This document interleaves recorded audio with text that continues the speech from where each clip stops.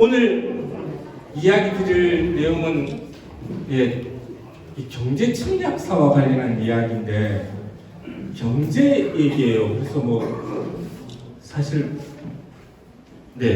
매번 그렇지만 특히 경제 얘기 이런 거 나오면 듣다가 저도 강의를 몇 번 듣는데 들을 때마다 제일 그런 건 뭐냐면 모르는 단어가 너무 나와. 모르는 단어가 나올 때마다 거기 신경 써가지고 내용을 다 까먹어 버리는 경우가 생겨요. 그래서 제가 일부러 그런 거거든요, 이놈들이. 우리나라 정치와 경제를 절대로 국민들이 잘 알면 안 돼. 알지 말라고 일부러 그러는 거예요. 정치는 사람들이 관심을 가지면 안 되잖아요. 정치하는 놈들이 바라는 게 두 가지인데, 하나는 선거 때마다 매번 저를 찍어주세요. 두 번째는 제발 정치에 관심 갖지 마세요.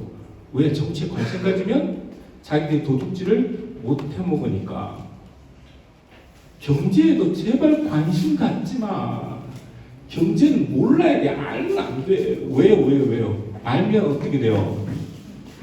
알면 도둑질 못 해먹고. 그래서 막 용어들을 엄청 어려운 용어를 쓰는 거예요. 이거 알려고 노력하면 내용을 다 까먹어버려요.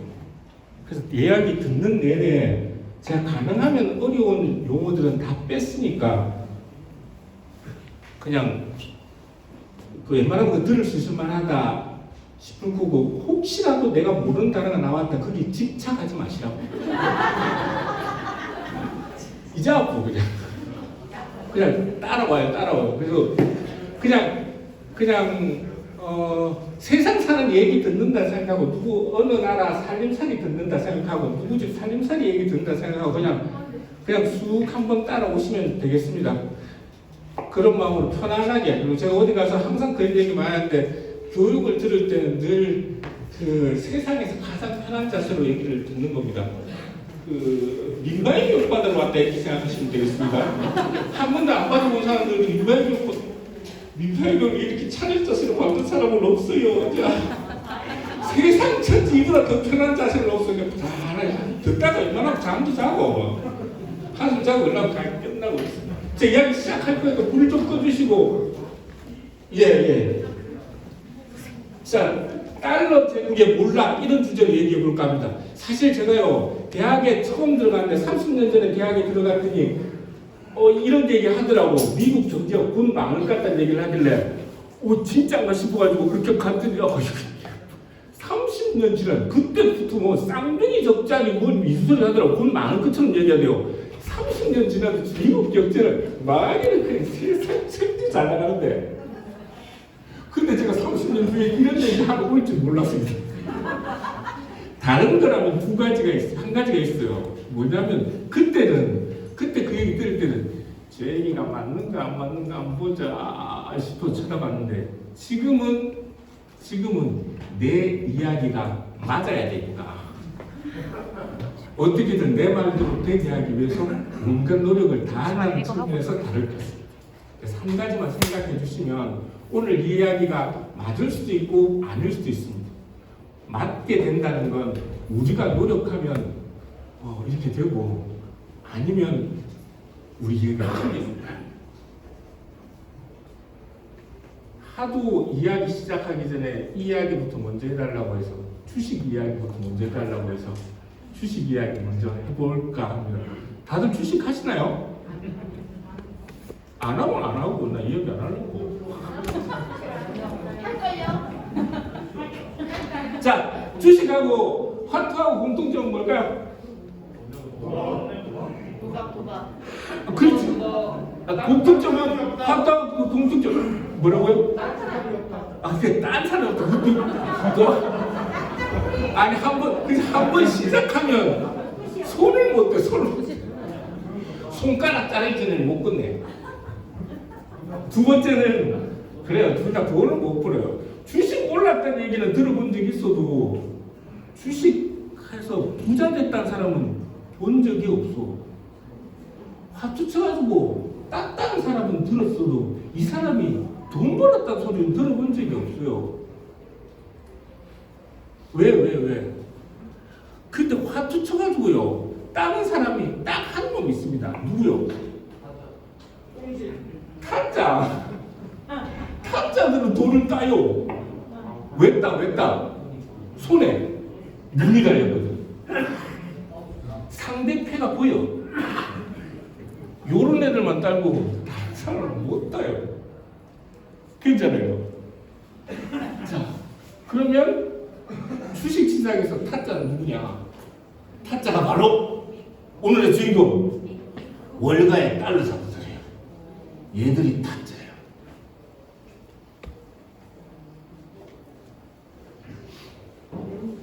개인 투자자들은요 절대로 못 따요.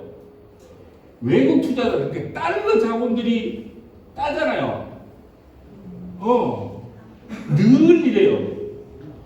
기관 투자자들이 따. 기관 투자자들은 뭐예요? 보통 은행이나 보험회사 이런 데고요.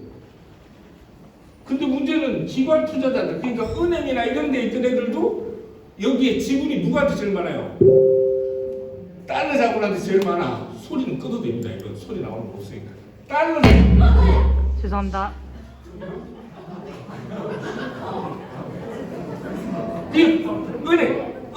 은행도 지분이 누구한테 제일 많아요? 은행 지분의 70%는 다 달러 자본을 가지고 있는 거예요. 그러니까 요만큼 딴 만큼 어떻게 돼요? 소리 들리나요? 딴 만큼 개인 투자자들이 꼬는 거예요. 이상하다. 어떻게 이럴 수가 있지? 매번 어떻게 이럴까? 이유는 뭘까요? 이유는 달러가 마술을 부리기 때문이에요. 달러가 어떤 마술을 부리냐면 기축통화라는 이 달러가 마술을 부려요. 내용은 이런 겁니다. 우리가 차를 만들어요. 제네시스 한 대 팔아. 미국에 팔아. 제네시스 프로옵션하면 1억 가잖아요. 그죠? 10만 달러를 팔아. 근데 미국 애들은 10만 달러짜리 제네시스를 샀는데 얘들은 10만 달러를 안 줘요. 돈은 줬는데 10만 달러가 안 들어. 우리가 뭐 돈을 주려면 어떤 돈을 줘야 돼요? 지가 어디 가서 번 돈을 줘야 될 거 아니에요? 근데 미국 애들은 돈을 안 벌어. 무역 적자라니까. 무역이 적자인데 돈이 없는데도 또 사. 희한하잖아요. 어찌 이런 일이 생기지? 그래요. 무역 적자 계속 생기고 무역 적자만큼 어떻게 달러를 찍어. 그렇게 하는 거예요. 그래도 내가 저기 미국에 있는 로버트 레드포드한테 차를 팔았는데 그럼 나한테 돈 주던데요.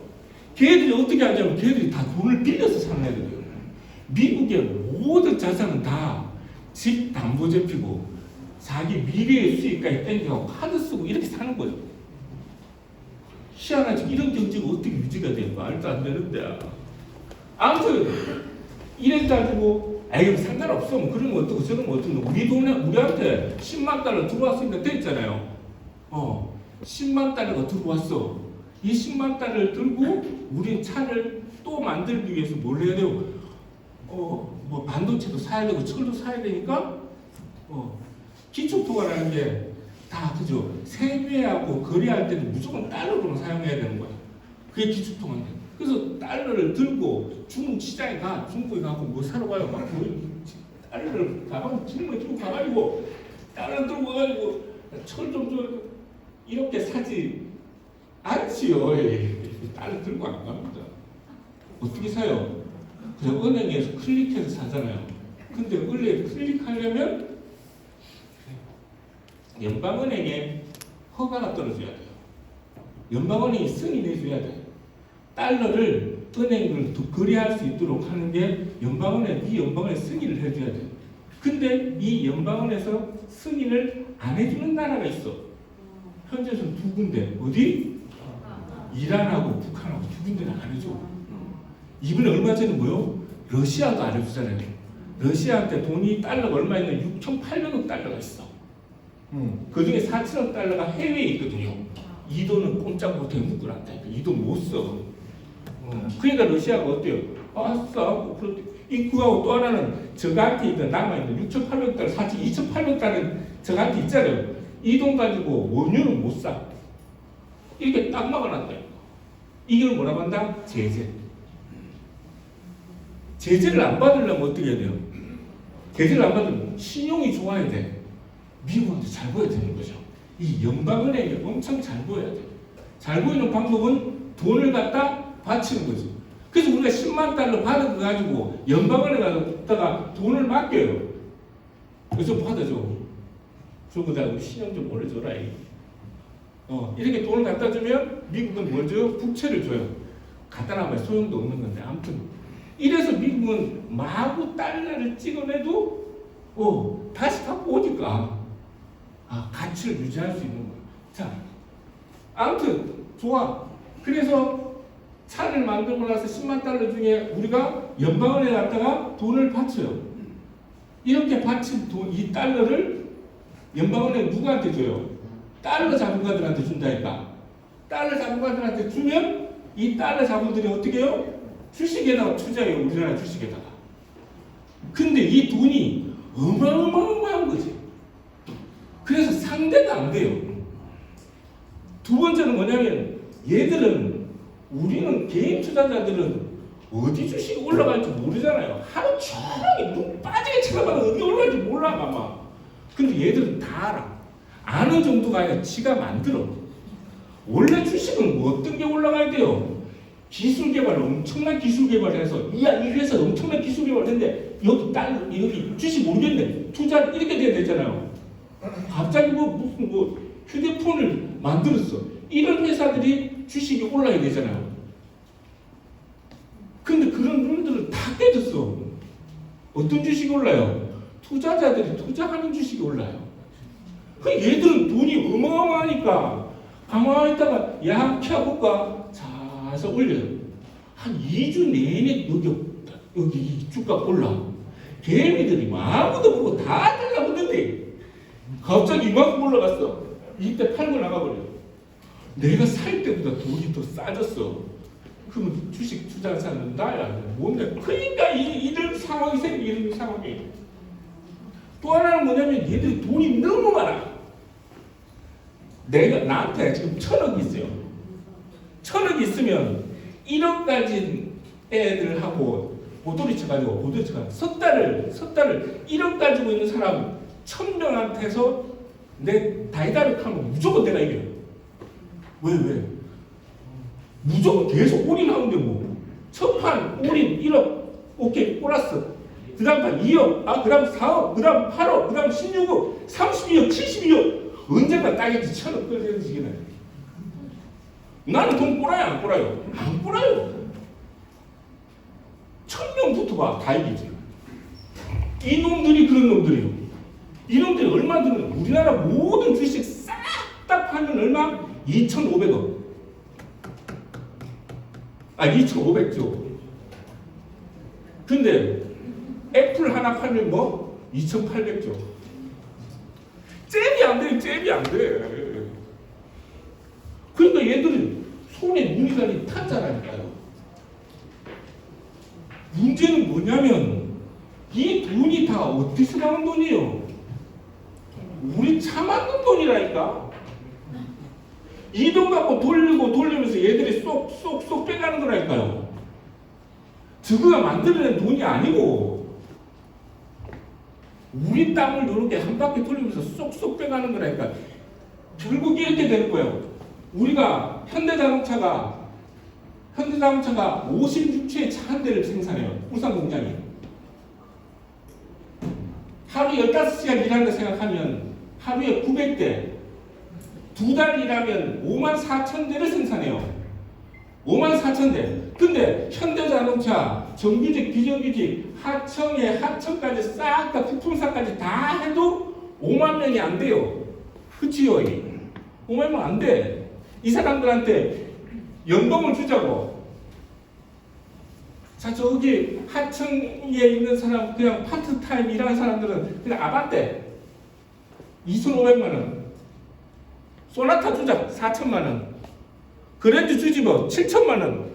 자, 니는 그거 가지고 니네 X 가지고 1억. 이렇게 다 나눠줘. 2달 일해가지고 연봉을 다 줘요. 그래도 남아. 다 줬다 치자고. 2달치를 다 줬는데, 그럼 이건 다 받았어. 그럼 나머지 10달은 우리가 뭐냐고. 10달 일하잖아요. 10달 일한 돈 누가 가져가? 계산이라고 전에 10달 일한 돈 누가 가져갔어요?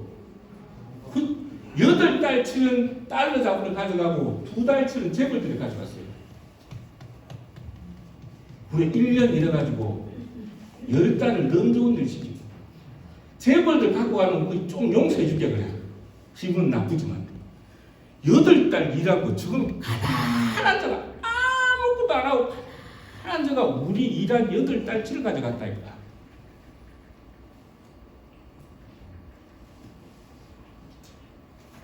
또 열받잖아요, 그죠? 말이 안 되는 거야.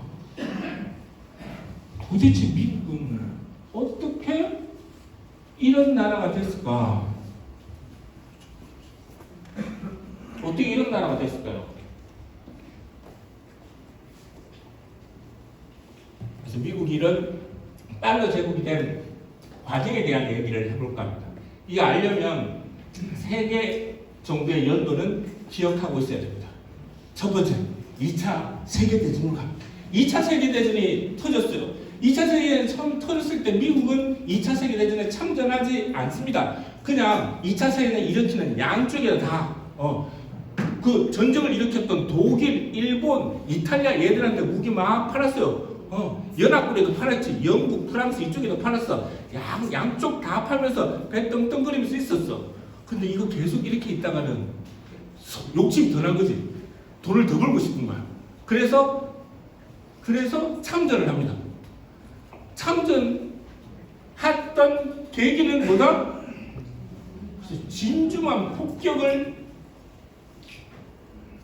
진주만의 폭격을 해서 참전합니다. 진주만 폭격을 당한 게 아니고 진주만 폭격을 해서. 제가 왜 이렇게 얘기하냐면 조작했다는 설도 많고 뭐 했다는 설도 많지만 그건 아직 확인 안 됐으니까. 그때 제가 기자가 아니어가지고 확인을 못했으니까 최소한요 미국은 진주만을 일본이 필리핀 연안에 있는 그 진주만을 폭격할 거라는 걸 사전에 알고 있었어요. 저 왜 이렇게 자신 있게 얘기하냐면 30년 만에 기밀 문서가 풀렸어. 내용은 이런 겁니다. 전쟁 장관 헨리 스팀슨에게 보내는 당시 대통령 루즈벨트의 편지입니다. 다음 주 월요일쯤 일본에 진주만 공습이 있을 것이다. 이에 너무 큰 피해를 입지 않으면서 일본의 침략성을 부각시켜 국민들에게 전폭적인 전쟁 지지를 얻어낼 방안을 강구하라.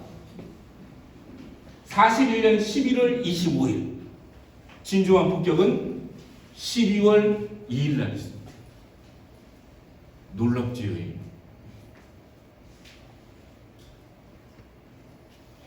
더 놀라운 사실은 이 전쟁이 끝났을 때 1차 세계대전이 끝났을 때 명목 GDP가 해가 지지 않는 나라 영국보다 미국이 앞섭니다. 30년 후인 20년 후인 2차 세계대전이 끝났을 때는 실질 GDP도 미국이 영국보다 앞서요. 전쟁하는 과정에서 돈을 어마어마하게 벌었다는 얘기죠. 전쟁하면서 돈을 번 나라예요. 더 중요한 건 군산복합체가 완성됩니다. 군산복합체는 뭐냐면 미국의 모든 산업은 다 군대 무기 만드는 거하고 연관이 돼 있어요. 그래서 미국이 살려면 어떻게 해요? 미국 경제가 살려면 끊임없이 전쟁을 해야 돼. 무기를 끊임없이 소비해야 돼. 그래야지 미국 경제가 사는 경제로 만들어져. 그게 언제? 2차 세계대전이 끝나면서 이게 만들어지는 거예요. 자, 그러면서 마지막에 전쟁이 끝날 때쯤 이 무기 재벌들이 엄청난 무기를 하나 만들어요. 그게 뭐다? 그래, 핵폭탄을 만들어요. 45년 2월 달에 만듭니다. 얄타 회담 하기 바로 직전에 만들어요. 그리고 4개월 만에 바로 그걸 시험합니다. 인류 역사상 있어서는 안 될 어마어마한 시험을 하게 되죠. 바로 실전에서 전무후무한 기록, 실전에서 핵무기를 투하합니다.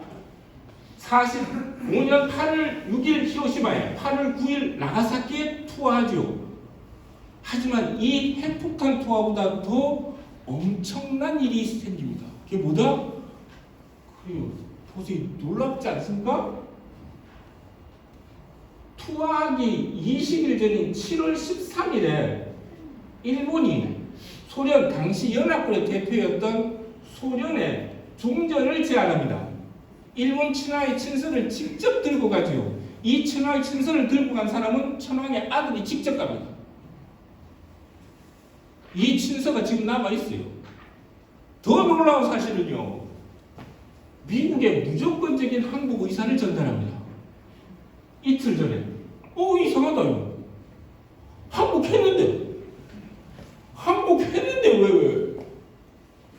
왜 투하했을까요? 그러지. 무기 하나 만들어놨는데 어마어마한 무기라는데 이게 얼마나 성능이 좋은지 막 궁금해 미치겠어.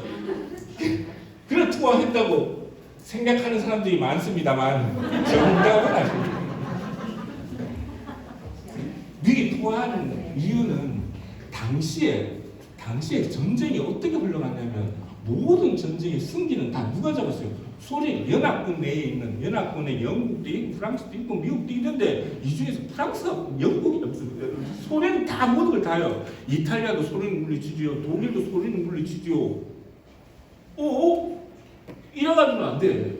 거기다가 8월 9일날 45년 8월 9일날 만주에 있던 우리 독립군들하고 소련이 힘을 합쳐가지고 북미 진공작전을 준비하고 있었어요. 이것까지 되면 미국은 전쟁에서 아무것도 한 게 없어요. 더 중요한 건 전쟁 끝나고 나면 뭘 챙겨야 돼요? 전리품을 챙겨야 되는데 전리품 챙길 때 입덕봉급 못하게 되는 거지. 자, 미국이 당시에 이 전쟁이 끝났을 때 일본이 패망한 이후에 전리품은 어디 있어요? 제일 큰 전리품은 땅덩이 제일 큰 여기 중국. 여기 일본 놈들이 식민지하고 싶은데 있잖아. 요 베트남도 일본 식민지하고 있고 요 식민지하고 있고. 아무튼 제일 큰 땅덩이는 여기야. 여기를 어떻게든 미국이 먹어야 돼. 근데 당시에 뭘 하고 있었어요? 국공 내전 중이었다니까. 모택동하고 장제석이 둘이서 전쟁하고 있었어요. 이 전쟁을 하고 있으니까 미국이 먹으려면 어떻게 돼요? 어떻게든 장제석을 도와서 얘를 물리치고 얘가 대통령이 돼야지. 그 친미 정권을 수립해야 돼요. 미국 말 잘 듣는 놈으로 대통령을 세워야 돼. 그러려니까 어떻게 해요? 남쪽에다가. 그래서 이걸 제대로 지원하기 위해서 선을 두 개를 긋습니다. 하나는 38선을 그어서 한반도를 남북으로 갈라놓죠. 그리고 16도선을 그어서 베트남을 남북으로 갈라놓습니다. 그리고 남베트남과 남한에 양쪽을 다 군사기지로 만들죠. 그 군사기지를 만든 게 바로 제주 사상 갔다 오신 분들 이 얘기 아마 들었을 텐데, 그죠? 그때 그렇게 만든 거예요. 근데 미국이 이렇게 만들어 놓고 여기에 있는 무기 가지고 끊임없이 지원해 줬는데도 불구하고 48년 12월에 어떻게 돼요? 장제석이 져요. 대만으로 쫓겨나죠. 와, 이 삐리한 놈들 봐라. 내가 그마이 돈을 쳐가지고 무기를 그래 갖다 줬는데 이것들이 빙시같이.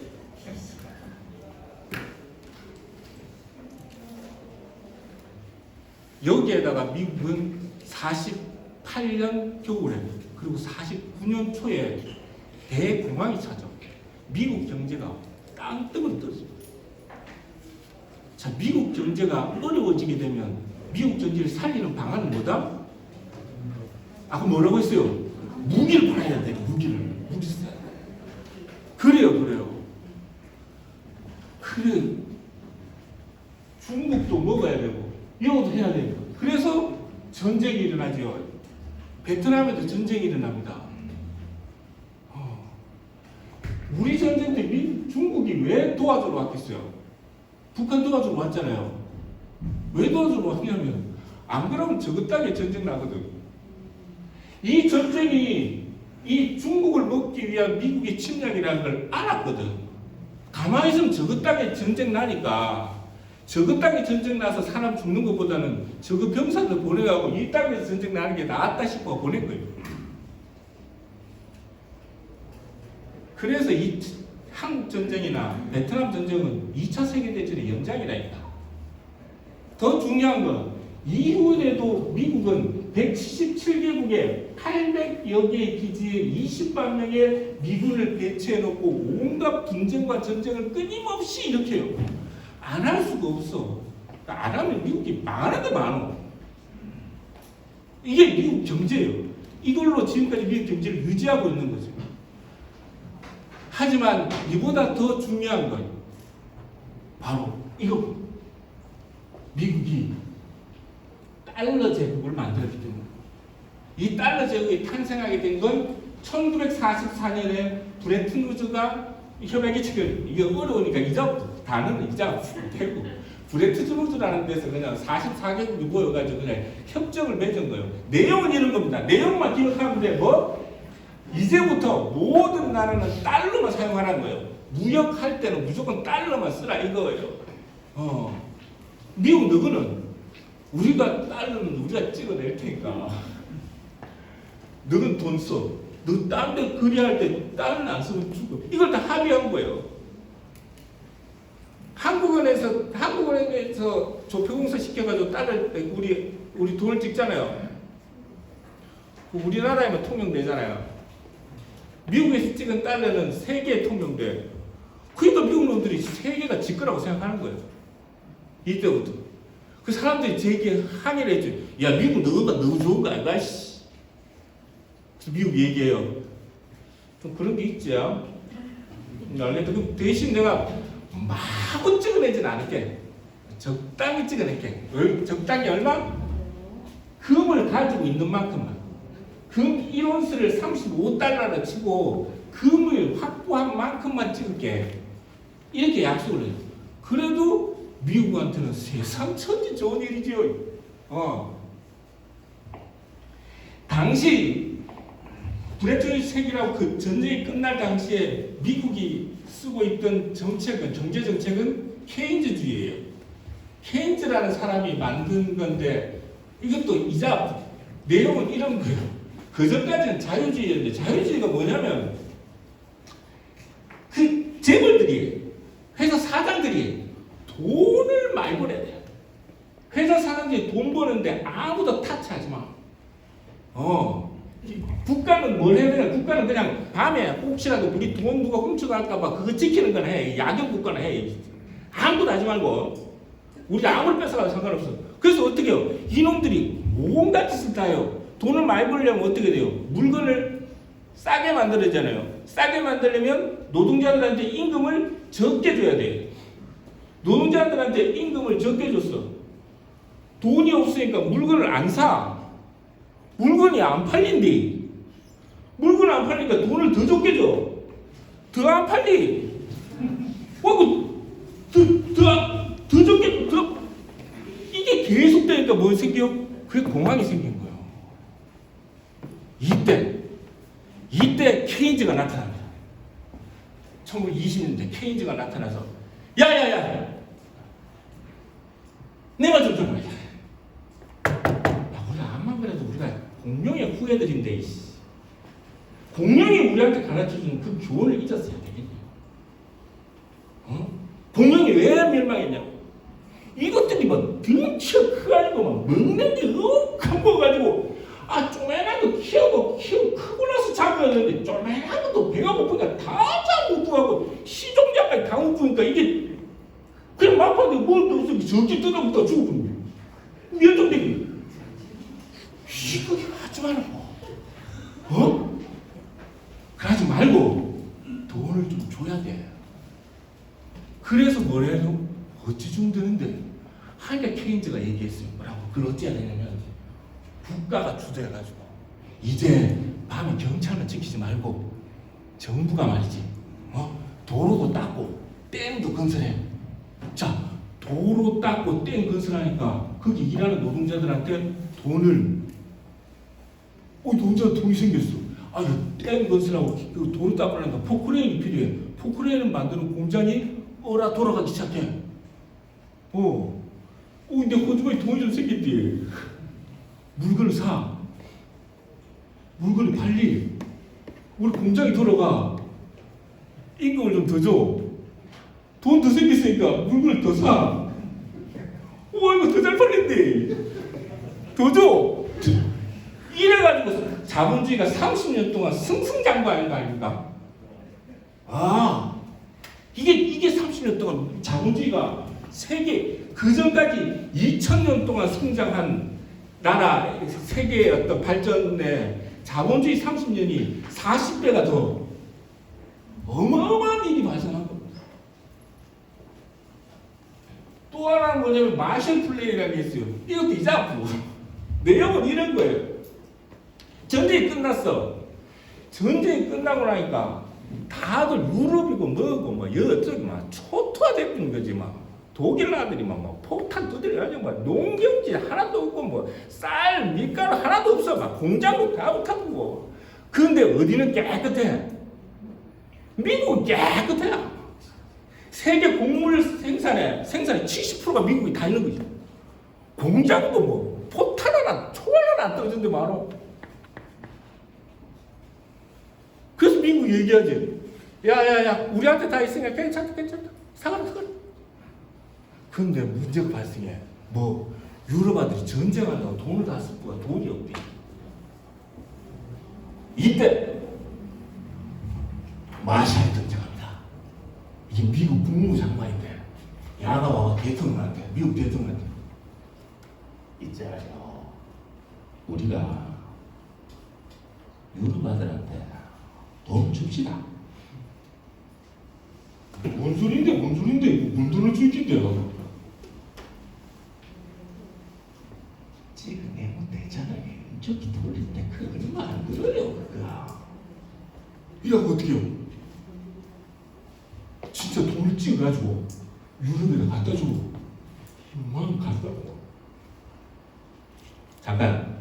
근데 내가 돈 주는데 이 돈 중에 5%만 네 마음대로 쓰고 95%는 다 우리 물건 사래. 하나.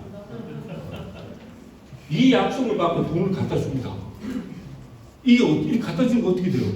이 사람들 다시 미국 농산물을 사. 미국 농가들이 막 공장에 가서 미국 공장에서 생산하는 걸 다 사가. 미국 공장들이 막 난리가 나. 그래서 30년 동안 미국은요, 이거 사람 상상할 수 없어요.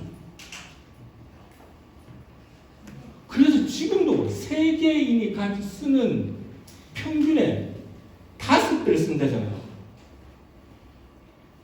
한 달에 200만 원 쓰는 사람이 있는데 이런 사람들이 미국은 1000만 원씩 쓰는 거 아닙니까? 이런 나라가 되어 있다니까. 요 기간 동안 우리한테는 어째 했겠노? 우리한테는요, 원조 경제를 해요. 그 밀가루하고 뭐 이런 걸 막 공짜로 막 갖다 줘. 고맙지요. 우리가 좋아 죽는 것 같다. 공짜로 막 갖다. 좋아서 갖다 준 게 아니고, 우리 전쟁 우리 전쟁이 이제 53년도에 끝나잖아요. 우리 전쟁 끝날 때쯤 되니까, 그 전에 유럽이 45년 전에 전쟁 끝나가지고, 한 몇 년 지나니까 이제 농경기도 이제 다시 회복하고, 맨날 그래서 미국에 살 수는 없다 아닙니까? 그래서 농경기도 회복하고 이래가지고 미국이 유럽에 팔아먹으려고 이만큼 만들었는데 오라 이것들이 농사를 짓기 시작하네. 이게 물건이 남아가지고 태평양에 갖다 버리고 쌩 난리를 하다가 그러다 보니까 아니다. 이왕 냉전인데 냉전이니까 사회주의가 잘 사냐 뭐 자본주의가 잘 사냐 경쟁을 해야 되는데 이왕 이런 거 있다 이가 아마 사이즈보다 우리가 잘 산다는 보여주려면 이왕 태평양 갖다 버려야 되니까 이왕 기름 들고 다 버려야 되니까 그래 공짜로 갖다 줘. 그래서 밀가루를 막 어마어마하게 갖다 준대. 누구한테 갖다 줘요? 대통령한테 갖다 준대. 이승만이가 이걸 받았어요. 받았는데 공짜로 받았다. 이 양이를 보세요. 우리가 GDP의 31%를 그냥 공짜로 갖다 줬다니까. 이승만이 받아가지고 그래도 명색이 대통령인데 시장 가가지고 다 쪽팔리잖아요. 그래서 이승만이 꼬봉 한 명을 불렀어. 야, 우리 미국 어른이 밀가루 주던데야. 네가 한번 팔아봐라. 팔아가지고 번 거에 반만 갖다 줘. 팔은 족족 돌보니까 공짜로 받았으니까. 이거 갖고 막 팔고 어찌 됐겠어요? 몇 년 사이에 막 재벌이 됐겠대. 야가 누구? 삼성으로 산 200층이. 지금 이재용이 저거 할배. CJ 없어요, CJ. CJ 이재용 저거 할배. 그럼 지금 이런 만드는 거 아닙니까? 국가 예산의 52%를 대충 자금으로 지금 대충 한 자금이 아니고 이게 미국에 갖다 줬다. 돈도 그냥 준대. 아이고 고마워라. 근데 이 52% 예산 52% 미국에서 받아가고 이 돈을 어떻게 해야 돼요? 아까 마션프리하고 똑같이 95%는 미국 가서 사. 그 이거 갖고 미국 가서 사. 이때 이 돈을 받았던 애들이 누구였어요? 친일파죠. 한번 생각해봐요.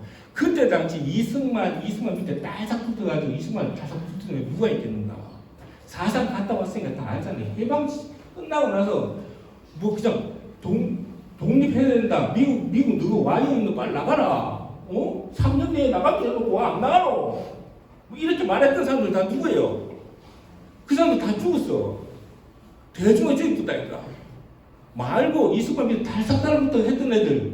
그러니까 국회의원 2번 있었는데 이승만 시절에 국회의원 선거 2번 했는데 860명 중에 480명이 친일파. 장차관들 60%가 친일파. 금경은 70%가 친일파. 제주에도 보세요. 제주에도 제주에도 제주 4.3 당시에 경찰이 몇 명? 1030명. 그 중에 900명이 일제강점기 경찰했던 놈이 그대로. 나라 전체 그래 되어 있다. 이놈들이 어떻게 했어요? 이놈들이 죽는 줄 알았다니까. 해방대도 죽는 줄 알고 지구멍이라고 해가지고 딱 숨어가지고 이름도 바꾸고 선도 바꾸고 하고 숨어있는데 갑자기 미국 어른이 나타나더만 니네 애들은 왜 뜨노? 동장했더라. 장관하고 니 뭐 뜨노? 니 경찰했더라. 니 서장이야. 대통령 니가 나. 한번 생각해보세요. 이 사람들에게 미국은 어떤 존재가 됐냐. 하늘 같은 존재였다니까. 그 전까지만 해도 뭐 일제강점기 때 조선 사람들 암만 잘 나가도 6급 이상 못 올라갔어요. 근데 6급이 뭐고 2급, 1급 막 이런 놈들이 얼마 22만 명 아닙니까? 22만 명. 그 반민족 피의자 처벌비가 특별법 딱 시작하는데 그때 명단이 나오고 22만 명. 그 중에 8,700명 조사 한참 하고 있었어. 그리고 조사해서 친일행위가 확인되면 780명 재판이 의구되어 있다니까. 780명이 재판을 한참 받고 있는데 그 재판이 뭔 재판이다? 그 영화 암살 나온 마지막 장면 있잖아요.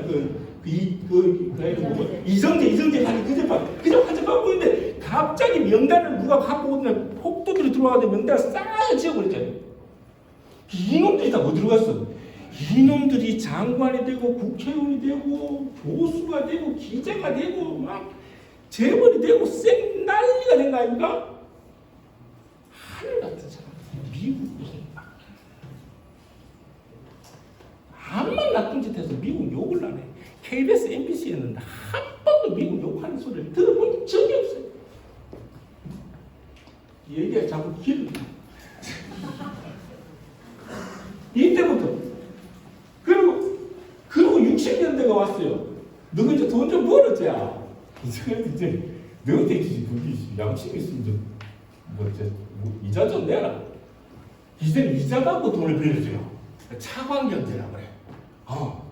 그 어마어마한 달러를 갖다가 빌려줘요. 누구한테? 국가에게 빌려줘요. 이걸 박정희가 받아갖고 어떻게 해요? 경제개발로 새벽종이 울렸는데 새아침이 받아 내려가지고 막 아닙니까? 그리고 어떻게 해요? 이 돈을 다 줘가지고 그 당시 미국 가는데 가만있었는데 저거 냄새 맡기 싫거든. 그 울산에 오래 사는 사람들은 한 90년대, 2000년대 초반까지만 해도 그 저쪽 남부 쪽 가면 냄새, 온산공단 냄새가 나고 못 간다니까. 그런 다 우리한테 다 때리게 놓고, 우리 정규 이렇게 60 그리고 선멸이는 동양 라이온. 그거 쉽게 안다 오래됐다 안다 그래 동양 라이온 이런 거니 다. 나라는 간다고 안 하는 거야. 지금 마음대로 하는 거 아닙니까?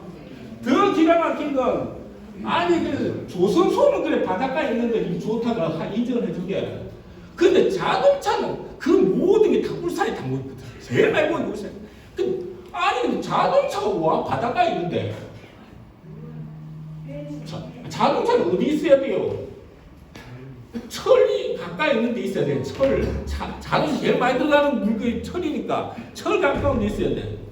근데 제철소도 뭐고 포항제철 뭐고 다 바닷가에 있대요. 희한하대. 제철소 어디 있어야 돼요? 산 밑에 있어야지. 아니 산에서 광물 파가지고 멀리 길게 가지 말고 파자마자 바로 해가지고 제철소에서 딱 만들어가지고 옆에 차 공장 가서 차 딱 만들어 차고 나와요. 근데 우리나라 큰 기업들 다 바닷가에 있다요. 아까 처음에 보여줬던 차 갖고 미국 가가 빙빙 돌리니까 하더라고. 이래갖고 수출. 아니 세상에 아니 자기 국내에서 돌리는 것보다 해외에 더 많은 수출을 더 많이 하는 나라는 세계 지금까지 딱 두 군데 있었는데 이제 한 군데밖에 없었어요. 일본이 그랬는데 일본이 이제 안 그래. 세계 우리나라밖에 없어. 그러니까 우리 마음대로 할 수 있는 게 없어. 수출 안 되면 망해.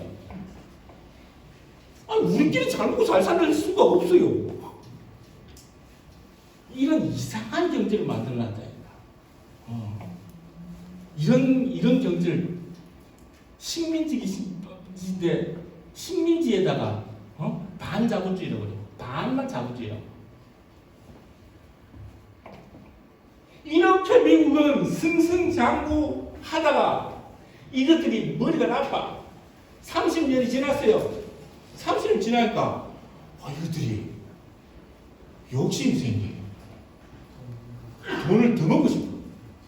이거 돈 찍어내는 것마다 돈인데 돈을 막 쉬지 않고 계속 찍어내고 싶어. 근데 뭐라고 약속돼 있어요? 브레튼우즈에서 1온수당 35달러짜리 그 이상은 찍어내면 안 된대. 이게 막 속에 붕텅 터져 죽겠대. 그래서 어떻게 해요? 금본위제를 폐지하고 이제 금 얼마 있는 거고 상관없이 내 마음을 찍는다. 그러니까 그때부터 이것들이 완전히 꼭지가 돌아가고 아무 때나 막 찍어내. 그래서 71년도에 금본위제가 폐지되고 나서 채 10년도 되지가 않아서 뭐가? 오일 쇼크가 와요. 이게 막 돈이 너무 많이 불리는 거지. 그래서 가격이 너무 올라가지고 살 수가 없는 상태 되고 있어. 이것들이 케인즈가 가르쳐준 공룡의 교훈을 잊어버린 거지. 하지만 미국은 절대 쓰러지지 않습니다. 망할 줄 알았더니 이때 내가 들었다는 게 30년 전에 그랬다. 30년 대학 갔는데 이것들 이래 되고 나서 미국 곧 망한다는 얘기를 그때 들었는데 안 망한데 바로 이것들이 또 새로운 생각을 하게 됩니다. 케인즈 같은 이런 놈들이 또 나타난 거지. 그래서 새롭게 나타난 이놈들이 새롭게 주창한 주의가 무슨 주의? 그래요 이제 나왔다. 신자유주의 하는 거. 신자유주의. 신자유주의라는 게 뭐냐면 돈이 시장에 너무 많이 풀려 있으니까 돈을 걷어들여야 되지. 돈을 한 번 들고 너도 나도 다 돈 가지고 있으니까 물가가 오르더란 말이지. 그러지 말고 한 군데를 모으자 말이지. 이게 신자유주의예요. 한 군데를 모으려면 뭐부터 해야 돼요? 노동시장부터 유연해야 돼. 이게 뭐냐면 비정규직을 많이 만들어야 돼. 정규직들은 나가라도 나가지도 안 하고 월급도 계속 올리고 비정규직은 뭐 1년마다 한 번씩 똑똑 말안 듣는 나가라. 돈 500원 줄게 뭐 일할래 말래? 실례고 네가 해라. 이거 의사 유연하잖아요. 복지 정책은 복지가 어딘가 복지가 그전까지 케인즈주의 때는 복지국가로 뭐 이랬어요. 근데 그런 게 어딘가 긴축재정하고 정권 동선 생각하지 말고 공기업 보니까 앞만 봐도 알짜거든. 알짜 이런 알짜가 없어. 철도 전기 수도 이런 건 막 그냥 안 쓸 수가 없으니까 돈 벌기에는 이보다 더 좋고 이거 딱 민영화라고 한 거죠. 뭐 규제는 온갖 규제는 다 철폐. 아니 뭐 제일 큰 규제 철폐가 뭐예요? 그 나라 땅은 외국인들이 와서 사면 안 된다 이런 거지. 이런 거 이렇게 규제 이런 거 풀어. 은행은 자기 통장이잖아요. 은행은 외국인 투자 지분이 20% 못 넘어가. 이 제일 많이 받는데 그게 제일 많이 받는데 20% 이상 못 올라가. 자기 외국인들이 지금 20% 못 갖게 만들어. 이런 규제 없애란 말이지. 이걸 다 없앴어요. 이 규제 철폐라는 게 그런 겁니다. 우리는 이게 80년도에 그렇게 시작했거든요. 우리는 신자유주의가 언제 본격적으로 와요? IMF 96년 IMF가 터지면서 그래요. IMF가 터지기 바로 1년 전 1996년 12월 25일 크리스마스 밤 10시 밤 10시에요. 당시 신한국당 국회의원 156명이 여의도 주변으로 쫙 모입니다. 그러더니 여의도 주변에 있는 4개 호텔에 가서 잠을 자요. 다음 날 26일 새벽 5시 차 4대 리무진 버스 있잖아요. 광역버스 바퀴 하나도 안 보이고 코팅 쫙 해놓은 코팅이 아니고 뭐라 하지? 썬팅 쫙 해가지고 그 차에 다 나눠 타요. 그러더니 아침 새벽 5시 56분에 국회의사당 안으로 도둑고양이처럼 싹 일찍 몰려들어요. 그렇게 들어가서 역사의 길이 남을 기네스북에 기록되어 있는 사건을 일으킵니다. 그 사건이 뭐다?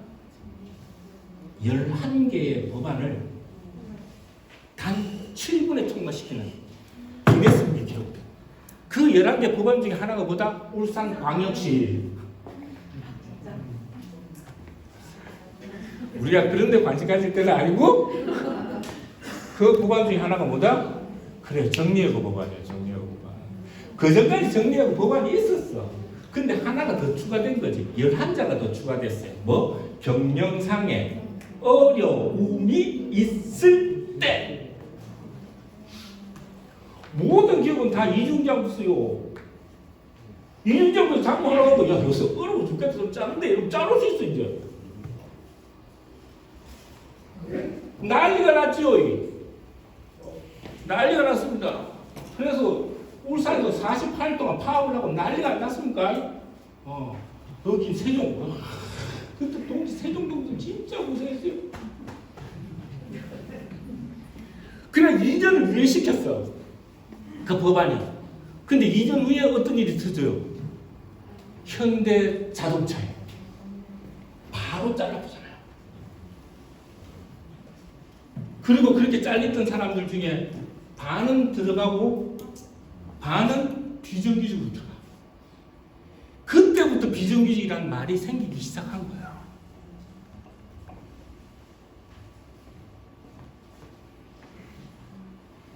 공기업 민영화예요. 예전에는 이름이 다 한국석유공사, 교통안전공사, 한국토지주택공사 이랬다니까. 근데 어느 순간 다 영어로 다 바뀌었지.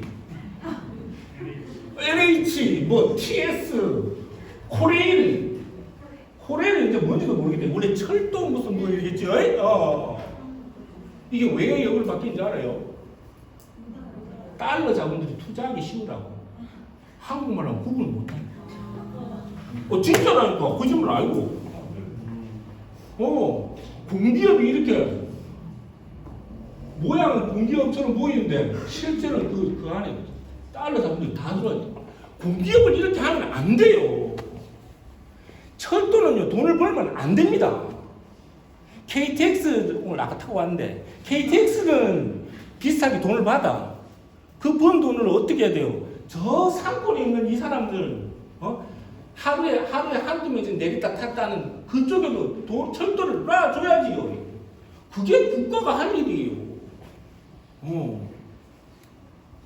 저 많이 쓰는 전기 많이 쓰는 사람들한테 전기 돈 받아가지고 저 섬에 있는 그 전봇대 값도 안 나오는데 그래도 섬에도 전기를 보내줘야 돼요. 그게 국가가 할 일이라니까. 근데 이걸 어떻게 해? 이걸 돈벌이로 쓰니 그렇게 하라는데 뭐하노? 싫어도 해야 돼. 더 중요한 건요 이겁니다. 은행들이 다들 은행 지분을 다 외국 자본들이 달러 자본들이 다 먹고 있다니까. 은행이 뭐예요? 국가 통장이잖아요. 내 통장을 지 통장을 네가 알아서 관리해.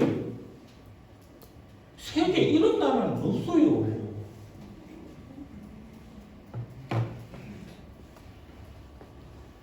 그래서 저는 신자유주의를 다른 말로 하면 금융자본주의라고 하는데 금융자본주의가 뭐냐면 돈 놓고 돈 먹기예요. 그전 자유주의 때는 진짜 빼졌을 때 자유주의 때는 그래도 물건 만들어가지고 팔아서 돈 벌었어요. 돈 많이 벌려고 임금을 작게 주고 그래서 그렇지. 그래도 물건 만들어서 그나마 양심적이었다니까. 신자유주의는 뭐? 돈 놓고 돈 먹기. 그래서 내가 노름이라고 그런 거예요. 주식이야. 이 돈들이 다 어디로 쏠려요? 두 군데로 쏠립니다. 하나는 주식으로 쏠렸죠. 근데 아까 얘기했으니까 놔두고. 또 하나는 어디로 쏠려요? 부동산으로 쏠려요. 이거 금방 했을 때인데 우리가 집을 사잖아요. 집을 사. 집 사는데 5억짜리 집을 사는데 2억밖에 없으니까 3억을 대출 내. 채권을 가져가지요. 은행이 왔다 이거만 좋은 게 없거든. 돈 빌려가고 사원 빌려가고 이자를 따박따박 떼니까 은행은 가만 앉아가지고 은행 한 게 아무것도 없잖아요. 은행이 집 지은 게 아니라 가만히 있는데 계속 돈을 따박따박 떼니까 은행이 이만히 좋은 일이 없어. 그러니까 더 많이 빌려주고 싶잖아요. 자꾸 더 빌려주고 싶어. 근데 한국은행 가서 우리 돈 빌려주고 돈 좀 더 하는데 한국은행 돈이 없어. 찍어내면 안 되나? 한국은행 마음대로 못 찍어. 미국 연방은행이 아니거든요. 그러니까 어떻게 해? 은행이 내 돈 빌려줄 사람들을 모아. 그게 뭐다? 주택공사. 우리는 그래도 공기업이잖아요. 주택공사는 공사니까 공기업. 근데 미국은 야들은 뭐 리먼 브락스 같은 그냥 사기업들, 돈 많은 놈들이 한 거예요. 그 얘들이 빌려줘. 여기서 받는 채권을 얘들이 받아. 근데 야들하고 뭔 돈이 있노? 근데 최소한 은행은 뭘 해야 되냐면 자기 자본율이라고 그래가지고 누가 언제든 돈을 찾으러 올 수 있기 때문에 지가 가진 돈을 다 못 빌려줘요. 그래가지고 마음대로 못 빌려주는 거지. 근데 야들은 그런 게 없어. 그러니까 여기다가 돈을 이어서 다 받아. 돈을 줘. 채권을 받아. 그러니까 이 집 갖고 이 집 3억짜리 채권을 받아왔는데 얘가 나한테 빌려줬잖아요. 그럼 얘한테 주면서 야, 니 2억밖에 안 되나? 이 3억짜리 채권인데 자, 째고 자 2억 1억 남았어. 누구 와서 니 2억 준다고 올랐다. 근데 2억밖에 없는데 니 거 중에 1억 떼라. 이렇게 주기 시작한 거예요. 채권을 갖다가 쪼개고 쌩 난리 구슬한 거지. 그러니까 여저 끝에 와 있는 채권자는 이 채권이 누구 집 건지 몰라. 어찌 됐겠어요? 거품이 난리가 났을 거 아니에요? 그래서 뻥 터졌어. 이걸 맨 먼저 한 나라가 어디? 미국에서 했거든. 2008년에 금융위기가 그래서 온 거예요. 일명 리먼 브라더스 사태. 리먼 브라더스라는 게 있는데 리먼 사태는 이게 얘들이 여기야 여기. 이게 왜 터졌어요? 이유는 자 우리가 3억을 빌려서라도 집을 사는 이유는 뭐예요? 집값이 계속 오르니까. 이자가 그렇게 안 비싸거든요. 5년 거치하잖아요. 5년 거치하는 동안 이자만 내. 5년이 지났어. 근데 5억짜리 집이 어떻게 됐어요? 7억이 됐네. 아싸. 팔면 팔아서 3억 갖고도 근데 4억 나왔네. 또 3억을 빌려 7억짜리 집을 사. 이렇게 계속해서 올라가는데 이게 계속 올라가면 좋겠지만 어때요? 어느 날 순간 멈춰. 그러면 이자를 한참 내다가 이제 다 끝나 원금 상한 때가 왔어. 원금 상한 때 왔으면 집을 팔아야 되잖아요. 근데 집이 안 올라가. 7억짜리 집이 6억이 됐어. 1억 날라갔다. 이거 아까만 못 팔잖아요. 7억에 샀는데 6억이 어떻게 파노? 원금 갚기 시작해. 한두 달은 갚는데 원금이 보통 원금이냐고. 망해본다니까. 그러니까 돈 못 내겠다 파산 신청되고.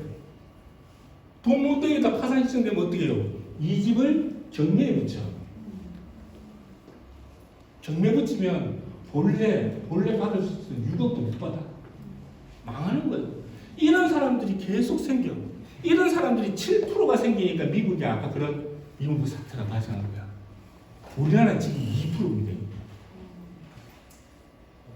문제는 금리예요. 이자. 지금은 대체로 이자만 갖고 있어. 원금까지 안 와도, 원금 상한기까지 안 와도 이게 이자가 올라가면 변동금리가 돼가지고 처음에는 이자를 3%에 빌려갔는데 이자율이 올라가. 그럼 얘 4% 내라 그래요. 5% 내라 그래요. 6% 내라 그래요. 이거 자꾸 올라가면 처음에는 한 달에 한 50만 정도 내면 될 줄 알고 빌렸는데 이거 웬걸 한 달에 100만씩 내야 되면 이게 자꾸 빚이 생기기 시작해. 이게 계속 넘치면 이게 또 망하는 거예요. 지금 이러고 있는 중이에요. 금리가 자꾸 올라가. 그럼 금리 안 올리면 된다 이거. 금리 안 올리면 되지 그거. 근데 그걸 우리 마음대로 할 수가 없다. 자, 가계대출이 보이게 좀 이따 하고 가계대출 보세요 이거. 세계 1위. GDP 대비 103%. 기업이 가지고 있는 부채. 이게 또 세계 1위. 요거 더 있네. 프랑스 말고 세계 2위. 3위야, 씨. 내 기업 놔도 가계부채 가자, 가계부채는 1등, 부동의 1위. 그래도 뭐, 괜찮아 보이는데요. 금리가 올라가면 어떻게 돼요? 자, 금리 0.25%가 올라가면, 기준금리는 은행, 한국은행 금리. 한국은행 금리가 0.25% 올라가면, 가계 금리는 1.03% 올라가요. 1.03% 올라가면, 150만 원이 더 내야 돼. 그런데 문제는 뭐예요? 이 금리가 계속해서 올라간다는 거잖아요. 난리 났다. 이 금리는 중요한 거라서 어려워도 그냥 한번 따라와 봅시다. 정신 바짝 차리고 한번 살 생각보다 어렵진 않아요. 요거 C가 A한테 돈을 받아. A가 C한테 돈을 맡겨. 은행인데요. 돈을 맡기면 100만 원을 맡겨. 100만 원을 맡기면 이자를 받겠지요. A는 이자를 5만 원을 받아. 자, 근데 C가 B한테 100만 원을 빌려줘. B가 C한테 100만 원을 빌리면 이자는 얼마 줘요? 10만 원 줘야지요. 무조건 얘가 받는 것보다 얘가 더 많이 받아. C는 가만 앉아가지고 5만 원 벌었잖아요. 일을 안 했는데, 일하지 않는 자에 묻지도 말했는데,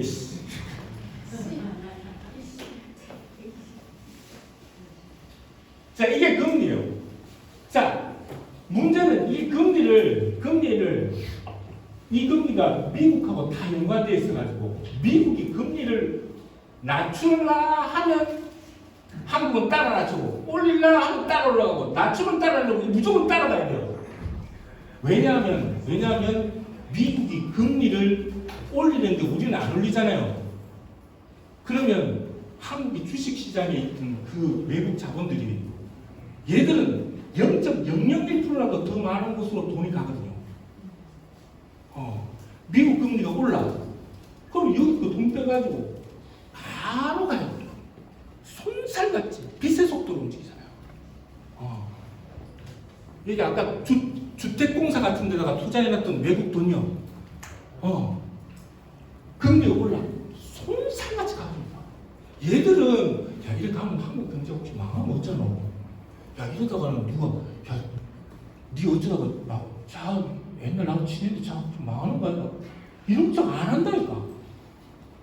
돈이 0.1%도 많으면 무조건 가요. 그래, 한국에서 돈을 안 빠져나가게 하려고. 이 중에 제일 많았던 게 뭐예요? 그래, 주택, 부동산에 투자해놓고 이거 언제 그랬어요? IMF 터지고 나서 김대중 대통령께. IMF라는 게 딴 게 아니고 나라에 달러가 없는 게 IMF예요. 나라에 달러가 없으니까 달러를 벌어야 될 거 아니에요. 뭘로 벌었어? 땅 팔아서 벌었다.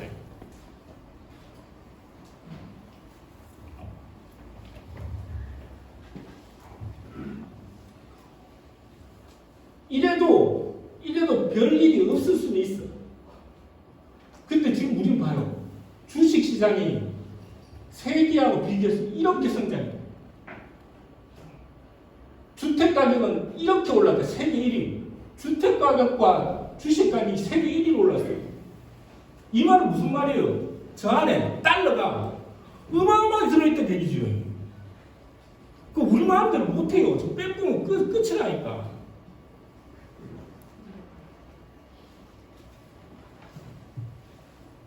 부채를 보세요. 부채. 가계부채가 이렇게.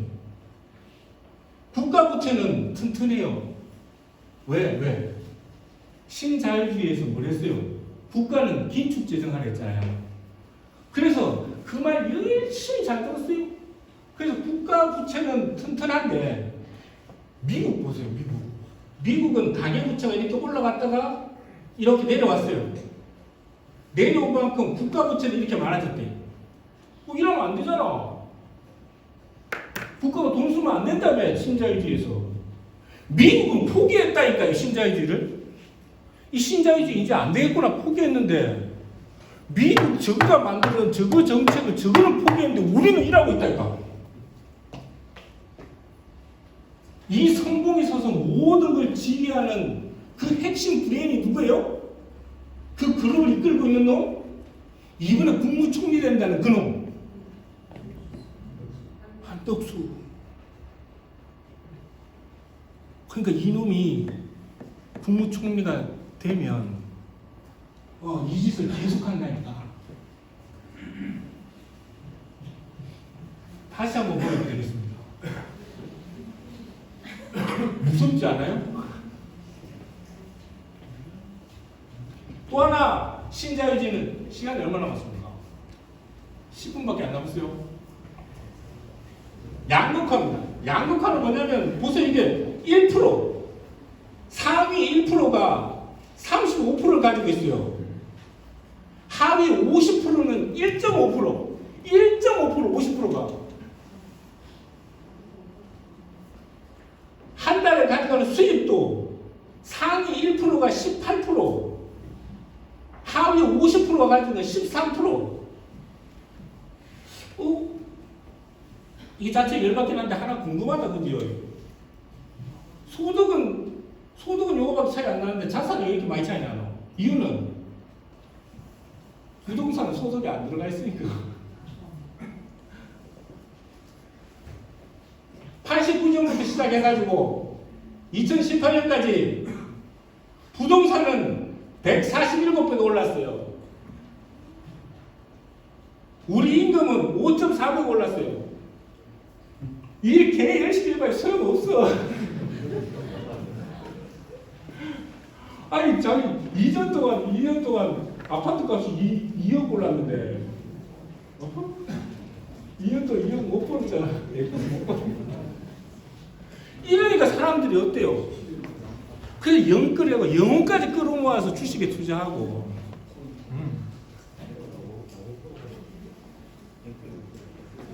이게 세계 수치예요. 세계 0.9%가 전체 부의 43%. 이게 세계로 넘어갈 때 왜 이렇게 더 많아져요? 미국 놈들이 그만 많아갔다는 얘기고.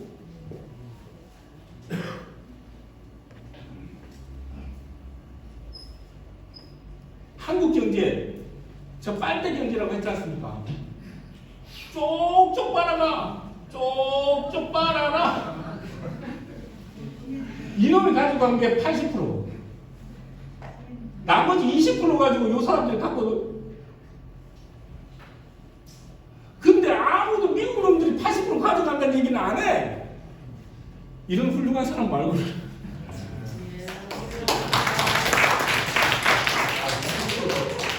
근데 이 20% 갖고 이거 보세요. 상위 50%가 94% 가져가. 하위 50%, 나 하위 50% 너희 알아. 5.6% 가져가요. 와, 자살률 보세요. 이러니까 자살률 부동의 1위예요. 지난 18년 동안 부동의 1위. 2위 일본하고도 10% 차이가 나요. 영혼까지 끌어모았는데 이게 주식이 안 올라. 노름하다가 죽는 거하고 똑같은 거예요. 이게 청년 자살률도 세계 1위. 왜 이렇게 죽음밖에 선택할 수 없냐? 이유는 이 대물림되거든요. 가난이 대물림돼요. 상위고 대학에 누가 들어갈까요? 미국은요. 아이비리그 그러니까 뭐 우리가 알고 있는 그 하버드 대학, 예일대 이런 데 있잖아요. 이런 데가 고소득자가 77배가 더 많아요. 미국만 그러냐? 모든 게 다 미국하고 똑같아요. 우리는. 그냥 미국 말이라면 그저 뭐 콩으로 매줄 수도 아니 팥으로 매줄 수도 해도 믿어. 그대로 한다니까. 서울대학교에요. 월소득 922만 원 이상. 그러니까 상위 1%가 52%. 월소득 320, 상위 10%가 20%. 이거 합치면 72. 그리고 우리 다솔이가, 우리 딸내미가 이번에 대학 가는데 울산대 갔거든요. 그래서 여기 공부를 내를 닮았으면 좀 할 게 있는데 라고 생각했는데 그게 아니고 이게 말해주고 있잖아요. 전 서울대 가는 애 중에 하위 8분위, 그러니까 마지막 20% 안에 있는 가난한 사람인데 서울대학교 간 애가 알아요, 누군지. 내가 요즘 그래서 얘 한 달에 한 번씩 밥 사줘요. 우리 방숙수 시당 위원장님 아들 서울대잖아요. 그래서 내가 하도 신기해가지고 완전 신기한 인간인데 근데 한 달에 한 번씩 꼭 밥을 사주는 거야. 이쯤 되면 혁명이 일어나야 되잖아요. 이런 혁명이 일어나야지. 근데 왜 혁명이 안 일어나? 이 자본주의의 양극화를 지는 대타지수라는 게 있어요. 이게 뭐냐면 그게 제일 높았을 때가 언제냐면 레미제라블 나올 때 프랑스 그 있잖아. 레미제라블 우리 뭐 그 영화 봤죠? 빵 훔치던 됐던 이렇게 그거 그때가 7.9%. 근데 지금 9.2%. 우리나라 9.2%. 그때 프랑스 혁명이 일어났잖아요. 우리도 혁명이 일어나야지. 왜 안 일어나? 혁명이 일어나지 않는 이유는 이것도 미국 놈 때문에요. 미국 놈들이 신자유주의를 유포하면서 그냥 제재만, 규제만 풀고 법만 바꾸고 이렇게 한 게 아니고 우리 머릿속에 똥같은 생각을 집어넣었다. 그 생각이 뭐다? 능력주의. 내가 좋은 대학 못 가고 내가 열심히 안 해가 못 가고 내가 좋은 직장 못 가는 건 내가 잘못해서 그렇고 내가 돈 못 벌고 내가 잘못해서 그렇고 우리 엄마 아픈 것도 내가 아프고 잘못해서 그렇고 다만 내 탓이 내가 잘못했던 건데 왜 우리는 이런 사회를 원하잖아요. 담벼락이 없는 사회. 근데 현실은 어때요? 잘 나가는 놈들은 하늘을 뚫고 올라가고 아는 사람은 땅을 파고 들어가. 이런 세상이 되니까 너도 나도 뭐라고 그래요? 공정사회가 돼야 된다고 얘기하잖아요.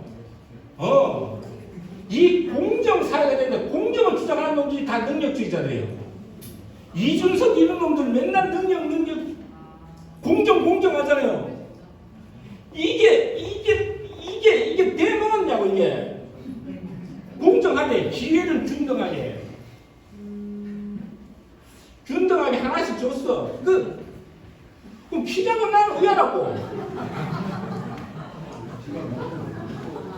좋은 세상은 어떤 세상이에요? 이런 세상이지요. 이런 세상.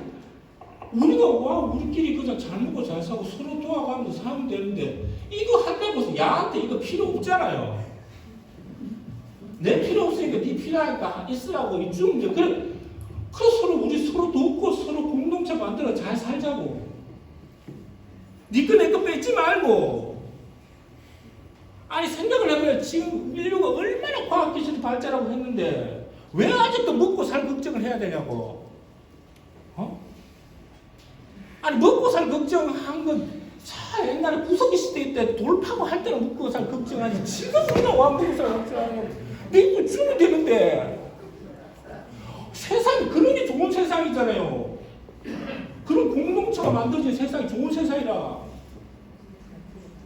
그런데 다 지 혼자 살겠다고 너무 그 뺏어가지고 너무 뺏어가 사는 애들도 괜찮아 네가 뭐 뺏어봐야 하나밖에 더 뺏었냐고. 이게 공정이라니까요. 그래서 공정이라고 얘기하는 놈들이 그놈들이 신자유주의자들이에요. 미국의 모든 이익을 가져다 주려고 하는 자들 공정을 말하는 놈들이에요. 우리는 뭘 얘기해야 돼요? 평등을 얘기해야 돼요. 그 평등과 공정은 질이 달라요. 기울어진 운동장을 바꿔내야 돼요. 똑바로 세워내야 된다. 그러려면 뭘 해야 된다? 혁명을 해야 돼요. 다음에 이제 혁명에 대한 화로 오겠습니다. 자, 이렇게 승승장구할 것 같은 미국도 이제 서서히 기울어져 가고 있습니다. 미국은 과연 몰락할까 아닐까? 자, 전 이 무릎에 이게 세계 패권국들의 변화 과정이에요. 1500년대에 포르투갈, 스페인, 네덜란드, 프랑스, 영국, 해가 지지 않는 나라 영국, 그리고 미국까지 왔죠. 근데 묘하게도요, 그 교체되는 게 대체로 100년 단위로 교체가 돼요. 해가 지지 않는 나라 영국에서 미국으로 1900년 초에 바뀌었습니다. 그리고 100년의 세월이 흘렀죠. 이후 100년의 패권국은 과연 누가 될까요? 중국이 될까요? 아닐까요? 러시아가 될까요? 핵공국이 사라질까요? 모르겠습니다만 최소한 변화하고 있는 것만은 분명한 것 같습니다. 파란색이 미국하고 제일 교육 많이 하는 나라, 빨간색이 중국과 교육 많이 하는 나라. 1980년대는 다 파란색이었죠. 2018년도에는 거의 다 빨간색으로 변해가고 있습니다. 중국이 될지 안 될지는 모르겠지만 최소한 이 변화가 일어나고 있는 것만은 분명해 보입니다. 미국은 부채가 31조 3천만 달러. 그러니까 이게 몇 개월인데 모르겠다. 1인당 1억씩이에요. 부채가. 근데 미국이 1인 한 명 태어나면 1억씩의 빚을 지고 태어나는 거죠. 이자만 1,400조를 갖고 있어요. 우리나라 1년 예산이 600조 됐거든요, 이제. 우리나라 1년 예산의 2배가 넘는 돈을 이자로 갚는다고, 이자. 이 돈을 다 뭘로 갚아요? 달러를 찍어서. 걱정 없다. 찍으면 되는 거예요. GDP에, 요 보세요. 이게 2000년 초까지만 하더라도 GDP에 그냥 107%, 108% 이랬어요. 갑자기 뭐 때문에? 코로나 때문에 GDP 대비 부채율이 133%까지 올라왔어요. 이건 뭘 말해요? 머지않아 뭐가 온다? 공황이 온다는 얘기예요. 미국이. 하지만 이런 공황이 닥치고 할 때마다 막아왔던 건 결국 뭐? 달러. 기축통화 달러. 이 달러로는 세계 그 누구도 기름은 달러로 살 수 없어. 그런데 이걸 거부하는 나라들이 생기는 거잖아요. 이란도 거부하고 러시아도 거부하고 사우디도 거부하고 베네수엘라도 거부하고. 야, 달러로 안 하면 안 되나 씨. 근데 겁이 나가지고 아무도 못해. 미국한테 맞아 죽을 거야 싶어 가지고. 그런데 말입니다. 중국이 2000년 7월에 어라? 그 다음이다 또 뭐야? 더 중요한 사실. 얼마 전 3월 16일날 2020년 3월 16일날 사우디가 발표를 했어요.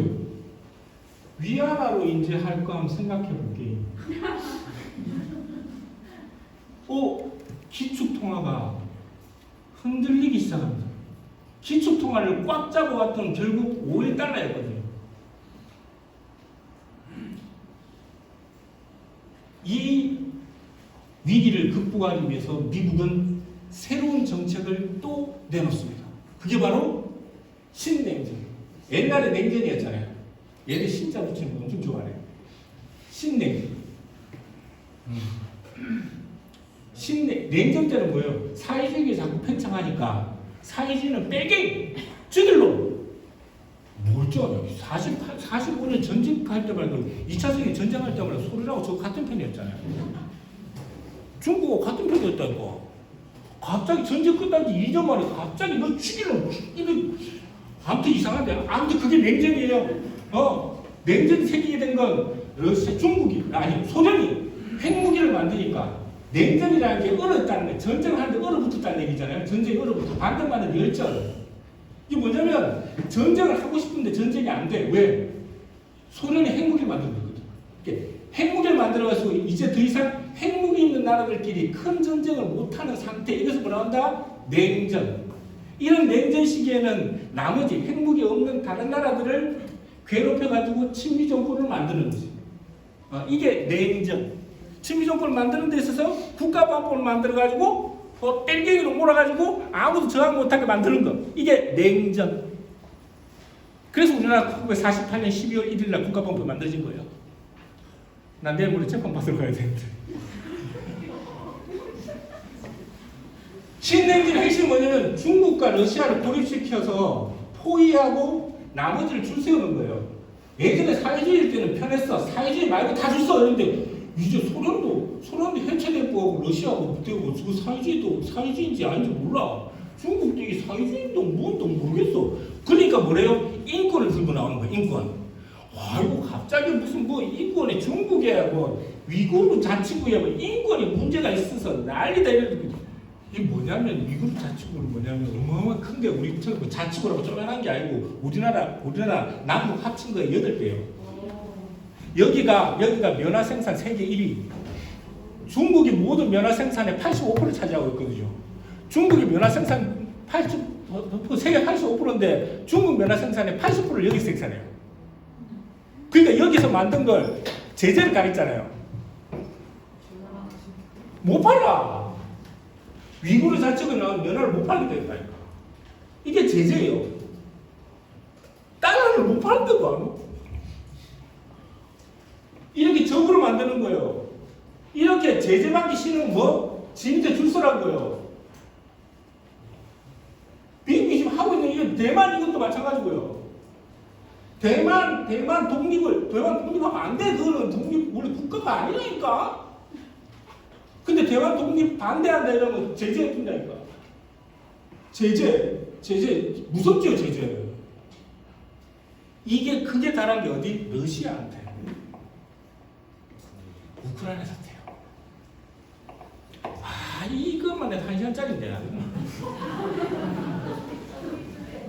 짧게 1분 만에. 원래 우크라이나하고 미국은 같은 나라였어요. 예전부터 같은 나라. 그러다가 소련 때도 같은 나라 된 거죠. 소련 때 그래서 말도 똑같아요. 통역 없이 대화가 돼요. 소련 때. 그러니까 소련 때 같은 나라였다고. 러시아하고 우크라이나. 그 러시아하고 우크라이나가 소련 때 같은 나라였다고. 소련 같은 나라. 거기다가 우크라이나 그리고 소련의 서기장, 우리가 지금 대통령, 소련 대통령 중에 후리쇼프가 있어요. 걔가 우크라이나 사람이에요. 그게 원래 같은 나라. 우리로 치면 경상도하고 저 제주도 좀 되는 거죠. 같은 나라. 그런데 소련이 해체가 됐어. 러시아하고 우크라이나가 분리가 됐어요. 분리가 될 때 우크라이나에 핵무기가 어마어마하게 있습니다. 왜? 소련이 가지고 있던 거 뭐 도망간다고 바빠가지고 나도 바쁘대. 우크라이나 핵무기가 너무 많으니까 미국이 찾아와요. 야, 너가 그 핵무기 러시아에 돌려주고 나머지 해체하고 이러면 내가 너무 그 살게 해줄게. 미국 일이 많았는데 쏘아가지고 그거 다 해체시켜버렸어. 그게 다 해체된 게 언제? 2004년. 근데 2004년에 우크라이나에 사태가 발생해요. 무슨 오렌지 혁명이라는 게 생겨. 오렌지 먹는 건데 뭐냐면 이놈들이 핵무기를 싹 없애고 나서 미국은 핵무기 없애고 나서 그 정도 우크라이나 서부 지역부터 시작해서 살금 돈 갖고 장난치는 거죠. 돈 갖고 이 대표네 하기 시작해요. 이래가지고 서부 지역부터 국회의원들을 미국말 잘 듣는 놈으로 국회의원들이 이렇게 만들어. 그러다가 2004년도에 대통령 선거를 했는데 적부대요. 그러니까 어때요? 폭동을 일으켰어. 근데 그때는 잘 진압했어. 근데 일을 빡빡 갈기 시작해. 우리가 지금 태극기 부대. 할 때도. 그놈들 2004년부터 또 일을 갈고 하나가지고 2014년이 됐어요. 일명 유로바이당 사건이라는 게 터져요. 쿠데타예요. 2014년에 대통령 선거를 했어. 대통령이 당선됐는데 얘가 또 러시아하고 친하네. 못 참겠다. 10년 참았대. 이제 못 참겠다. 폭동을 일으켜가지고 얘를 쫓아내고 쿠데타를 일으켜. 그렇게 되니까 어떻게 해요? 러시아가 왜 안 되겠다 해서 크림반도라고 요충지가 있어요. 크림반도를 러시아에 병합시켜요. 그리고 그렇게 하니까 러시아 국경에 있는 주가 2개 주가 있어요. 그 2개 주 사람들은 왜 우리는 우크라이나는 지금 미국하고만 친해가지고 그런 너하고 있기 싫다. 선거를 해가지고 어떻게 독립을 해요. 그래서 공화국이 2개가 더 있어요. 국가가 2개가 더 있다고. 우크라이나에는 지금 젤렌스키가 말란스키가 있는 게 아니고 걔는 임시정부를 시작한 거라니까. 여기에 미국이 핵무기가 없으니까 여기다가 나토 미군이 그냥 들어오기 시작하는 거지. 미군이 들어가지고 여기다가 무기를 설치하기 시작하면 여기서 시작해서 우크라이나에서 모스크바까지 날아가도 5분이면 날아가. 그럼 러시아 무서워. 여기까지만 참아줄래 했어. 이게 자꾸 들어오려고 하니까. 여기까지 봐주려 했는데 더 문제는 뭐냐면 이쪽 동부 지역에 독립한 2개 나라가 있다 했잖아요. 그 2개 나라에 옛날 독일 나치들요. 이놈들이 깽단을 만들어가지고 사람을 죽여. 10년 동안 14,000명을 죽였어요. 막판 돼가지고. 그 제주하고 똑같은 거 제주 4.3하고. 막판 돼가지고 젤렌스키가 대통령 되고 나서 그러고 나서 나토 들어오는 걸 더 추진했거든요. 여기에 힘을 받아고 이놈들이 몇백 명을 뭐 무차히 학살한 거예요. 자기한테 국민들이 죽는데. 그래서 러시아가 폭격을 한 거예요. 그래서 시작된 전쟁. 그래서 실제로는 전쟁은 2014년부터 시작된 거예요. 한 달 전에 시작된 게 아니고. 이렇게 전쟁을 하니까 미국이 어떻게 해요? 러시아에 제재를 당한 거죠. 뭐 기름을, 가스를 이제 러시아가 사지 말라는 거예요. 여기에 동참하는 나라들이 생겨요. 어디? 우리나라. 그게 생기니까 시멘트 대란이 일어난 거예요. 지금 건설 진짜 대란 맞아요. 맞대. 뭐냐면 시멘트를 만들려면 유연탄이 있어야 되는데 이 유연탄의 75%를 어디? 러시아에서 갖고 오고 있었거든요. 러시아가 우리한테 미국 제재 말 듣고 우리한테 기름 안 사는 놈들한테는 모든 원료를 다 안 팔아. 우리뿐만 아니라 유럽도 지금 난리가 났어요. 물론 힘들지. 제재를 가하는 게 힘들어. 제재가 힘들지만 러시아는 결심을 했다니까. 이번 기회에 미국 놈들의 그 달러 제국을 무너뜨리고 말겠다 결심을 하고. 우리도 힘들고 숨이 꼴딱꼴딱 넘어가지만 우리 전에 우리가 가진 이 원자재를 못 받아서 망하는 나라들이 더 많다. 그럼 결국 우리한테 올 거라고 생각한 거죠. 힘들지만 버티는 거예요. 난 러시아를 응원하고 싶다. 반도체도 마찬가지예요. 네온가스, 리튬이온 이거 다 그냥 반도체를 생산을 못해요. 그래서 세계 무역 전쟁이 바뀌었어요. 옛날에 기술 좋은 나라가 발전했는데 지금은 원자재 많은 나라가 발전해요. 더 큰 문제는 뭐냐면 이게 중국하고 러시아가 같이 힘을 합쳐가지고 반도체도 중국이 더 많거든요. 반도체가 이온도 힘을 합쳐가지고 이제 우리 같이 한 거예요. 문제는 우리나라가요. 그 옛날 요소수 이런 것처럼 지금 아까 그 이름 뭐더라? 머리가 나빠가지고 유연탄처럼 러시아하고 중국의 해외 의존도가 러시아 중국에서만 사오는 게 80% 넘는 원자재가 1,800건이에요. 80% 이상을 의존하고 있는 게 그러니까 한두 개 해결한다고 될 일이 아니라 이거죠.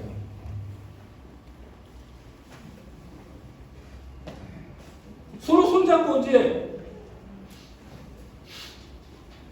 이 손잡아서 네 번째 한 일이 뭐예요? 얼마 전에 북에서 화성구 17호 그러니까 미 본토까지 날아가는 핵미사일 발사해 버리니까 미국 놈들이 와가지고 유엔 가가지고 뭐랬어요? 난리가 났잖아요. 제재를 가야 된다. 제재를 가자.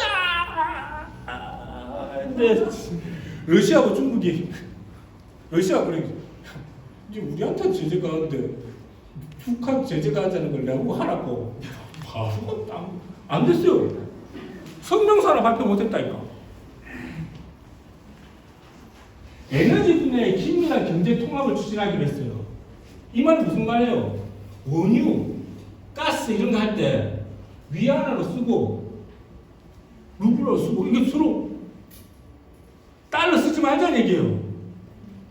여기에 누가 동참하려고 해요? 인도가 동참하네. 와 이거 큰일 났대.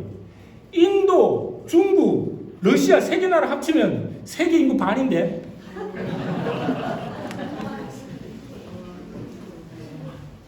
나토 동지를 막고 대만이 미국을 지원하는 걸 차단해야 된다는 합의를 했어요. 자, 미래가 어떻게 되느냐 보자고. 정리하면 이렇습니다. 과연 진짜 달러 제국이 올라갈까? 30년 전에 얘기 들었다 했잖아요. 저도 근데 그 30년 전에 나한테 얘기했던 사람 저거 아닌데 지적하지는 않겠습니다.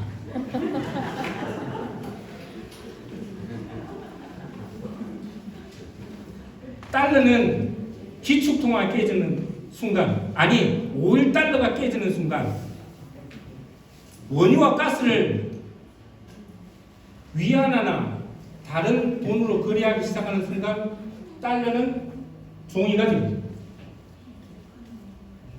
국채가 아까 보셨다는 것처럼 최소한 자기 나라 돈이 자기 나라에 51%는 있어야 되잖아요.